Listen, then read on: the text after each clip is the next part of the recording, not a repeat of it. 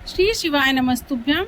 मित्रों, आज मैं आपको सावन माह में पड़ने वाले मंगला गौरी व्रत के विधि विधान और उसकी कथा का वर्णन करूंगी और उससे जुड़े कुछ उपाय बताऊंगी।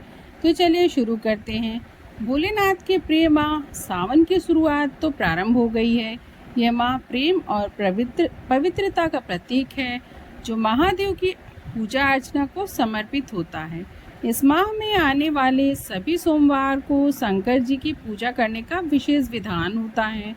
वहीं इस दौरान आने वाले सभी मंगलवार को मंगला गौरी का व्रत भी रखा जाता है और इस वर्ष इसकी शुरुआत 23 जुलाई 2024 मंगला गौरी का प्रथम मंगलवार का व्रत रखा जाएगा। धार्मिक मान्यताओं की माने तो सावन माह में आने वाले हर मंगलवार को माँ गौरी की पूजा बड़े ही विधि विधान से की जाती है।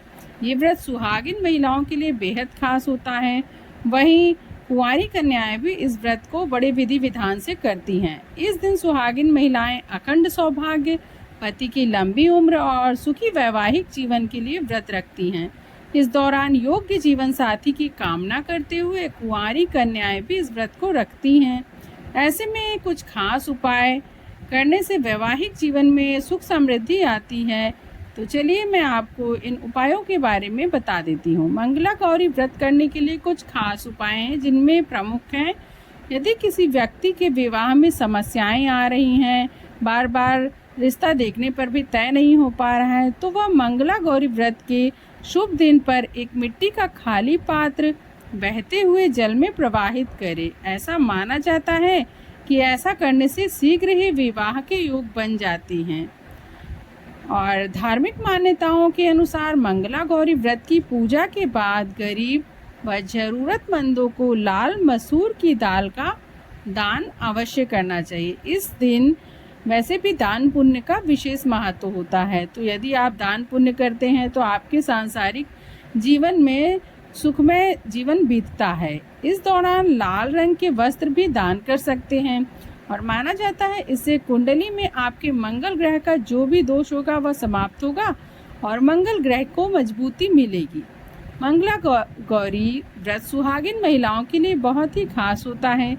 इस दौरान आप जरूरतमंद लोगों को शहद का दान कर सकते हैं, फिर महादेव की पूजा कर सकते हैं और करनी भी चाहिए। माना जाता है कि इससे आपके दाम्पत्य जीवन में सुखता आती है, जीवन सुखमय होता जाता है।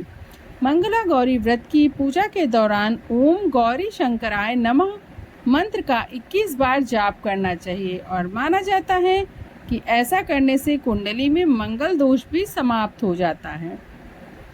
इस व्रत के दिन माँ पार्वती और शिव जी की पूजा करें। इसके बाद ब्राह्मणों को भोजन कराना चाहिए। कहते हैं कि इससे शिव जी और माता पार्वती की कृपा भी बनी रहती है। मंगला गौरी व्रत के दिन आपको एक उपाय मैं आपको बताती हूँ कि जो सुहागिन महिलाएं हैं उनको अपने दाम्पत्य जीवन को सुखमय बनाने के लिए उपाय करना है कि आपको बाजार से 1 दर्जन हरी चूड़ियाँ खरीद कर लाना है और उन चूड़ियों को आपको नीम के पेड़ में ले जाकर के पहना देना है। उसकी डाली में, उसकी शाखाओं में पहना देना है। चूँकि नवरात्रि के दौरान मान्यता होती है कि नीम के पेड़ में माता रानी का वास होता है, तो यदि आप यह उपाय करते हैं तो आपका वैवाहिक जीवन अति सुखमय जाएगा और आपके वैवाहिक जीवन में आ रही बाधाएं भी शीघ्र नष्ट हो जाएंगी। अब मैं आपको मंगला गौरी व्रत की कथा का वर्णन करती हूँ। और इस व्रत को इसलिए भी रखा जा सकता है कि यदि किसी को संतान की प्राप्ति नहीं हो रही है तो इस व्रत को करने से शीघ्र ही आपको संतान की प्राप्ति हो जाती है। मंगला गौरी व्रत कथा तो चलिए शुरू करते हैं। पौराणिक कथा के अनुसार एक शहर में व्यापारी रहता था जिसका नाम धर्मपाल था। उसके पास अधिक मात्रा में संपत्ति थी, धन दौलत की कोई कमी नहीं थी। वह अपनी पत्नी के साथ रहता था। व्यापारी को केवल एक ही दुख रहता था कि उसकी कोई संतान नहीं थी और इस दुख में वह बहुत व्याकुल रहता था। पति पत्नी समेत दोनों ही बहुत ही भगवान की भक्ति में लीन रहते थे कि काश उन्हें भी एक पुत्र की प्राप्ति हो जाए। सच्चे मन से पूजा करने के बाद उन्हें एक पुत्र की प्राप्ति भी हो गई, लेकिन संतान की कुंडली में यह पता चला कि बालक की उम्र केवल 16 वर्ष तक ही है। 16 वर्ष के होने पर उसे सर्प के काटने से उसकी मृत्यु हो जाएगी। और तब दोनों ही पति पत्नी इस बात को सुनकर बहुत ही चिंतित हो जाते हैं और दुखी हो जाते हैं। इसीलिए उन्होंने अपने पुत्र की शादी 16 वर्ष के पूर्व ही करवा दी। संतान की पत्नी मंगला गौरी का व्रत किया करती थी। मान्यता है कि इस व्रत के पुण्य से वह जीवन में विधवा नहीं हुई और उसके पति को भी जीवन दान मिल गया। तभी से सावन में पड़ने वाले हर मंगलवार को मंगला गौरी व्रत की शुरुआत हो गई। फ्रेंड्स, आपको मेरे द्वारा सुनाई गई यह कहानी कैसी लगी और उससे जुड़े उपाय कैसे लगे कमेंट सेक्शन में ज़रूर बताइएगा।